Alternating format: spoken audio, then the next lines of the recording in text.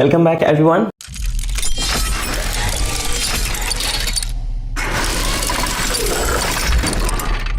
You might have heard about industries, right? Industries are manufacturing products, isn't it? You might have heard about sugar industry, cotton textile industry, iron and steel industry, and so on and so forth.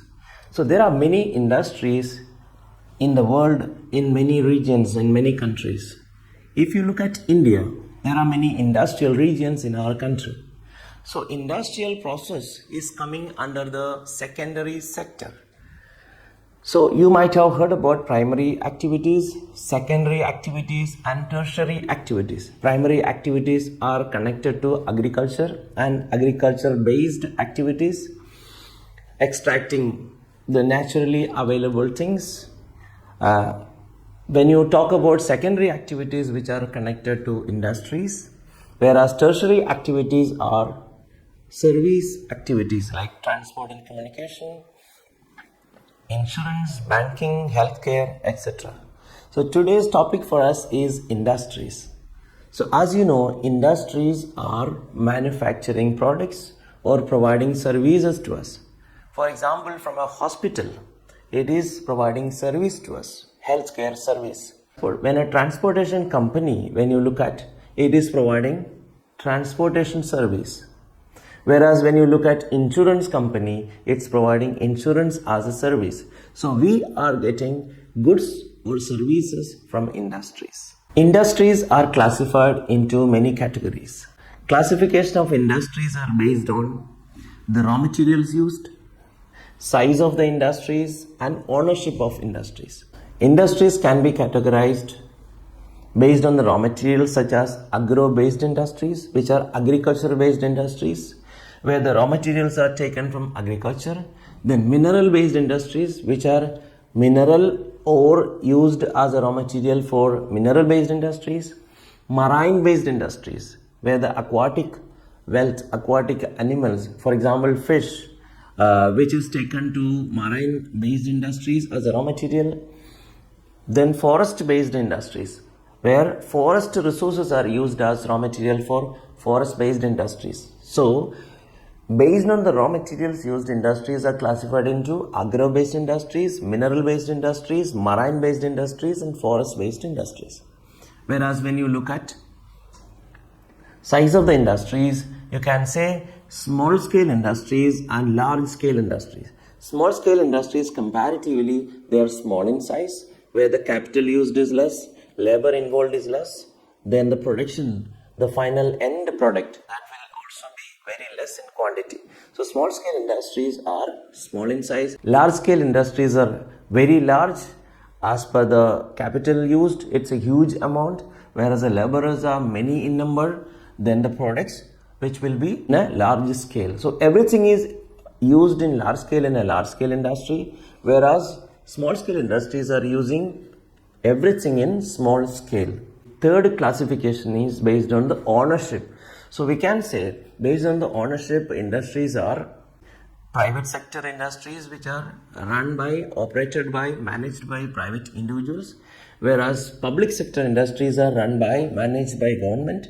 Joint sector is a combination of both, like individuals as well as government. Both together they organize, they establish, as well as they run, manage and operate joint sector industries.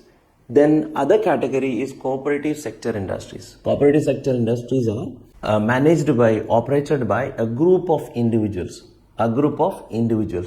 It is managed by a registered cooperative society, and it's been managed or operated by a group of individuals. So these are the three categories of industries based on raw materials used, size of the industries, and third is ownership of the industries. So another very important part of this chapter is about factors influencing the establishment of industries.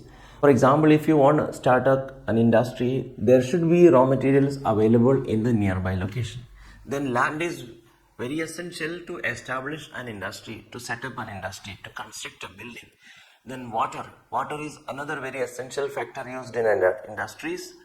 Then labor means laborers, workers. Then electricity, then capital, money, or then transport, market. All these are very essential for any industry to set up. So these factors will determine the location of industries in any place. Suppose if you want to start an industry in Delhi, but the raw materials are available from Karnataka, from the south, it will be so difficult for you to transport raw materials, that is sugar cane, to a sugar factory in Delhi. So it will take long time, and while you reach Delhi with the raw materials, it will perish, it will be completely spoiled. So raw materials are very essential for industry to establish. Similarly, land, water, labor, capital, electricity, transport, market, all these factors are very, very important for the location of industries. When you talk about industries, it's a system. It is a very well organized system. Therefore, we call it as industrial system, where the input, process and output. For example, input are raw materials, labor, transport, electricity, etc. Whereas process is manufacturing process, where the raw materials are converted into finished products. Whereas output is the end product. Suppose if it's a sugar industry, then sugar cane is an input, then manufacturing is done as process, then output is sugar. So it is the way input, process and output are important, and that is called as industrial system. So there are many industrial regions across the world. So if you study about industrial regions in the world, you can see Eastern North America, Western Europe, Central Europe and Eastern Europe, Eastern Asia. All these are industrial areas, industrial regions in the world. Then when we come to India as industrial regions, we can say Mumbai, Pune region, in Bangalore, Tamil Nadu industrial belt, Hooghly region, Ahmedabad, Baroda region, then Gurgaon, Delhi, Meerut region. All these are some of the major industrial regions in India. So these are very important for the development of a country, because industries support any country for its development or its progress. So a lot of income is derived from industrial sector, and it is supporting the national income of a country. So the growth of a country is based on its national income. We call it as GDP. So GDP of a country is very well supported by industrial progress. Major industries are iron and steel industry, textile industry and information technology industry. So information technology is so important, like iron and steel and textile nowadays, because the world is technology driven world. So in this digital era, information technology industry has a great prominence. And other two industries like iron and steel and textile industries are also very important, because they are the traditional or the old industries which are existing in many parts of the world, in many industrial regions. So iron and steel, textile, information technology are the three prominent industries in the world. But when you study about world distribution of iron and steel, you can see USA, Japan, Russia, China and even Germany are having major iron and steel industries, whereas leading producer in the world in terms of iron and steel industry is USA, whereas in India leading producer is Jharkhand. In the same way as we have studied in an industrial system where input, process and output is a very, very important. In an iron and steel industry, in a similar way, iron ore, then coal, then limestone, all these are input. Process, as I told you, it is the manufacturing process, and output is steel. So iron and steel, as you know, it is a very, very important industry. It's a feeder industry, because steel is used as a raw material for many industries. For example, the safety pin that we use and up to the large machines, they are all made up of steel. Therefore, steel is a feeder industry. It's a backbone of an modern industry. In India, as I told you, Jharkhand is a leading producer of iron and steel. A very, very important place, that is Jamshedpur, is a very important iron and steel producing hub, or a very important industry is located in Jamshedpur, which is called as TISCO. So it was established earlier before independence in 1907, and it was established in a place called Sachi. Now it is later named as Jamshedpur. So it is a very prominent industry in India which is called TISCO.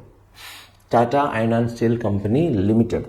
So Jamshedpur is a very key strategic location in India because it has all the supporting factors for iron and steel industry to be established and to be operated. Jamshedpur is a very important place where iron and steel plant is located, which is called as Tata Iron and Steel Plant. Similar way, Jharkhand, Odisha, Chhattisgarh, all these places, there are many other iron and steel plants located in our country. For example, Bhilai is a very famous iron and steel plant in our country. It was a place Sakchi was chosen to set up this Tisco iron and steel plant because of several reasons. It is very close to the railway. The name of the railway station is Kalimadi railway station in Bengal. This place is so important to get the raw materials in a close location, in the nearby location, and that is why Tisco was established in Sakchi. And rivers like Karkai, Subarnarega rivers are also providing enough water supply, and then government initiatives and every factors are supporting Sakchi for the establishment of Tisco, Tata Iron and Steel Plant, to be operated in the place Jamshedpur. So Jamshedpur is also called as Tata Nagar because of this industry, Tata Iron and Steel Plant, which was established over there. Another very important iron and steel plant is located in USA. When you study about these two, the iron and steel plant in India, that is in Jamshedpur, and the iron and steel plant in Pittsburgh in USA, these are ideal industries. So in Pittsburgh, this steel industry and its locational advantage, raw materials availability from the mines of Minnesota, which is about 1,500 kilometers from Pittsburgh, and then nearby Great Lakes, Ohio, and Monongahela and Allegheny rivers provide adequate water supply for Pittsburgh iron and steel plant to function. So in USA, Pittsburgh is a very prominent iron and steel industrial region. So Pittsburgh in USA and Jamshedpur in India are the most prominent industrial regions in the world. Therefore, iron and steel industries are determining the progress of a country. If iron and steel industries are there, that will determine the growth of a country's national income. This is all about industries chapter, and let me give you some important questions from this chapter. You can solve these questions as a part of your learning, and which will also help you to prepare for your examinations. So thank you.